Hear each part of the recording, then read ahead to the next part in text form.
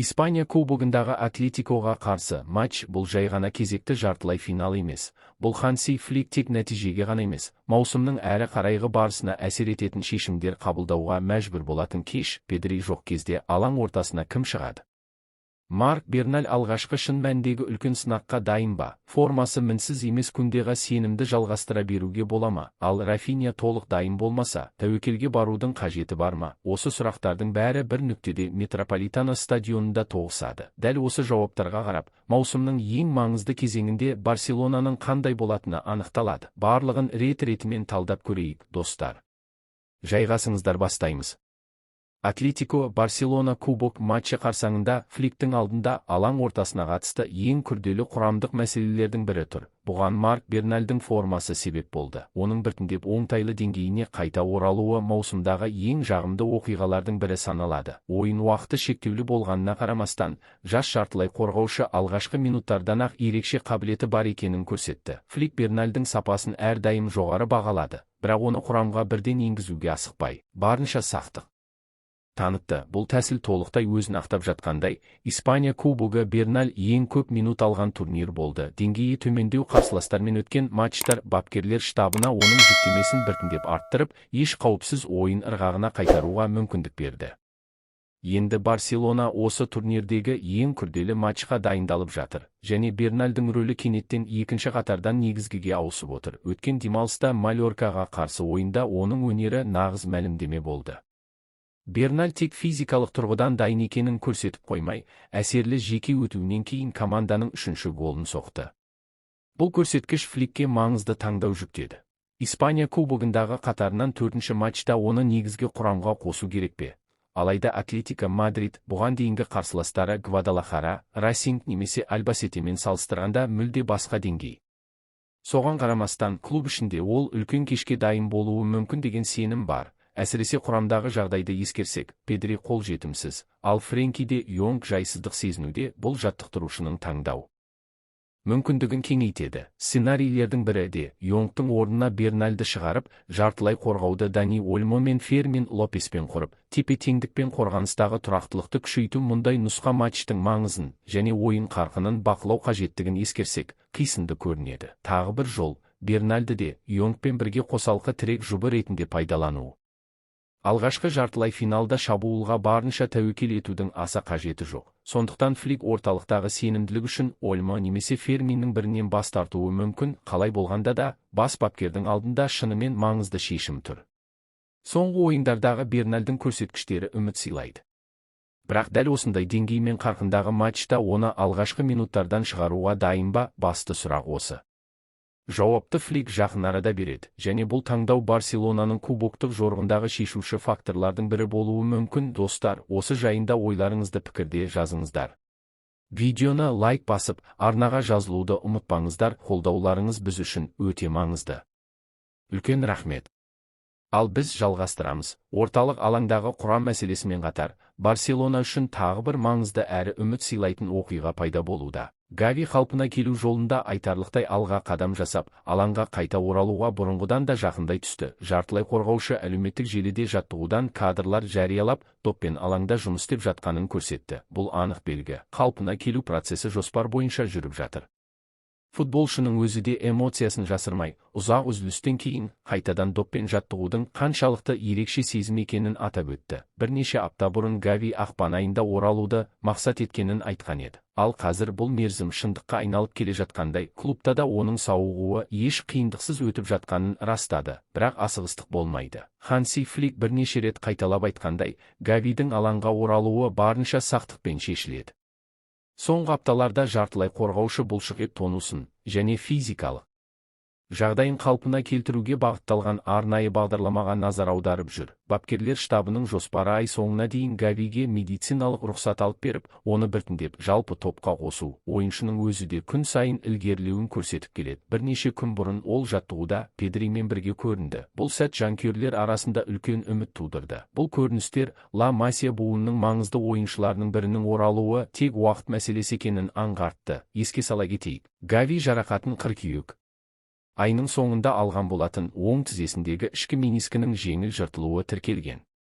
Сол кезде клуб дәрігерлері агрессивті араласудан бас тартып, менискіні тігу арқылы консервативті емдеу жолын таңдады. Мұның мақсаты ұзақ мерзімді сапалы қалпына келуді қамтамасыз ету. Тығыз ойын күнтізбесі мен орталық алаңдағы құрамдық қиындықтарды ескерсек, Гавидің прогресі ерекше маңызға ие. Қазір Флик, Берналь де Йонг және басқа жартылай қорғаушылардың шектеулі мүмкіндіктері арасында теңгерім іздеп жүргенде, Гавидің оралуы трансфер жасамай-ақ команданы күшейтетін маңызды фактор ретінде қарастырылуда. Оның қайту жолы әлі толық аяқталған жоқ. Бірақ әрбір жаңа қадам Барселонаның маусымның шешуші кезеңінде команданың тепе-теңдігін өзгерте алатын тағы бір ойыншыға ие болатынын сездіреді. Орталық алаңдағы мәселелермен қатар, бапкерлер штабы қорғаныс шебіндегі жағдайды да мұқият бағалап отыр. Өткен жылы Челсиден жеңілгеннен кейінгі нәтижелер сериясы жақсы болғанымен, команда әлі де әлсіз тұстардан ада емес. Соның бірі қорғаныстағы тұрақсыздық, әсіресе жоғары деңгейлі матчтарда және Еурокубок ойындарында байқалады. Клуб ішінде Жюль Кунденің осы маусымдағы формасы мінсіз емес екені мойындалады.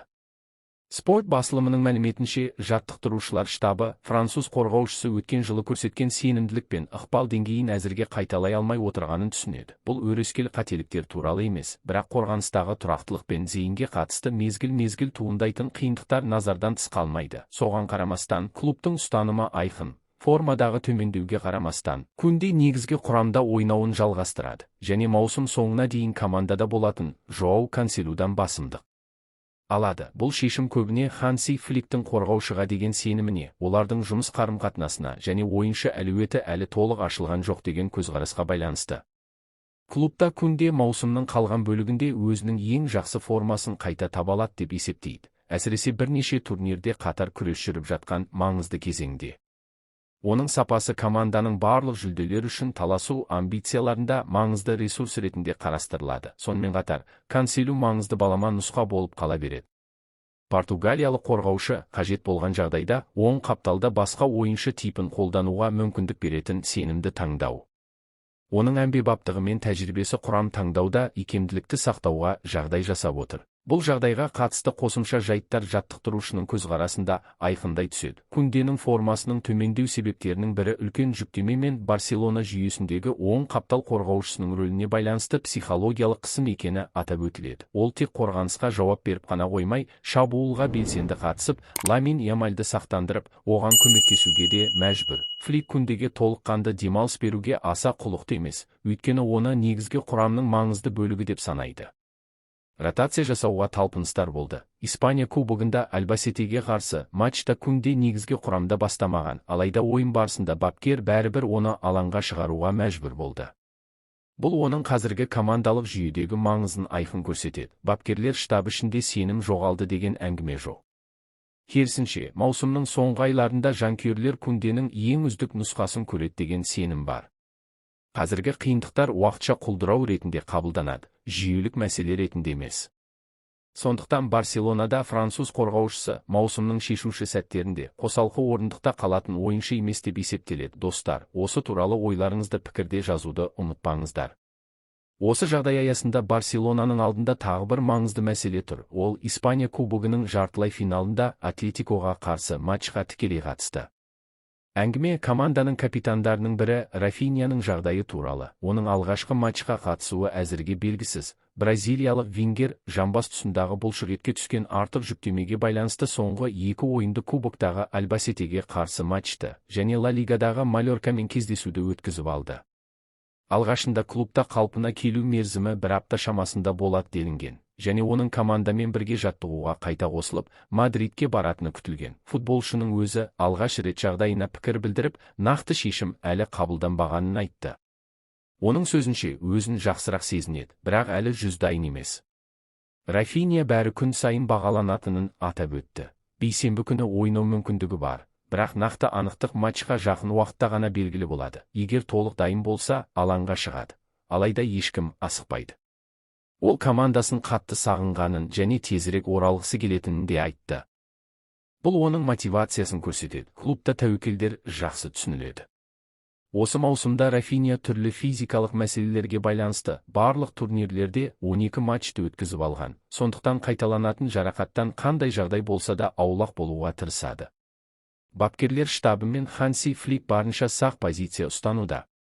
Ол топтық жаттығуларға қосылғанның өзінде, оның дайындығы өте мұқият бағаланады. Маңыздысы тек бір матчтағы қатысу емес, ұзақ мерзімдегі физикалық жағдайы, өйткені күнтізбе тығыз әрі маусымның шешуші кезеңі жақындап келеді. Осылайша, Атлетикоға қарсы ойын алдында Фликтің алдында бірқатар құрамдық шешімдер тұр. Орталық алаңда Берналь мен де Йонг арасындағы таңдау және схеманың тепе-теңдігі, қорғаныста форма төмендегеніне қарамастан Кундеге деген сенім, ал шабуыл қанатында Рафинья төңірегіндегі белгісіздік оның оралуы ойын сипатына айтарлықтай әсер етуі мүмкін, бірақ тек толық дайын болған жағдайда. Бұл сұрақтардың нақты жауаптары жақын арада белгілі болады. Дәл осындай ұсақ детальдардан Испания кубогының жартылай финалындағы Барселонаның алғашқы кешінің жалпы көрінісі қалыптасады. Енді сіздер пікірде жазыңыздар. Атлетикоға қарсы негізгі құрамға кімді шығарар едіңіздер және неге?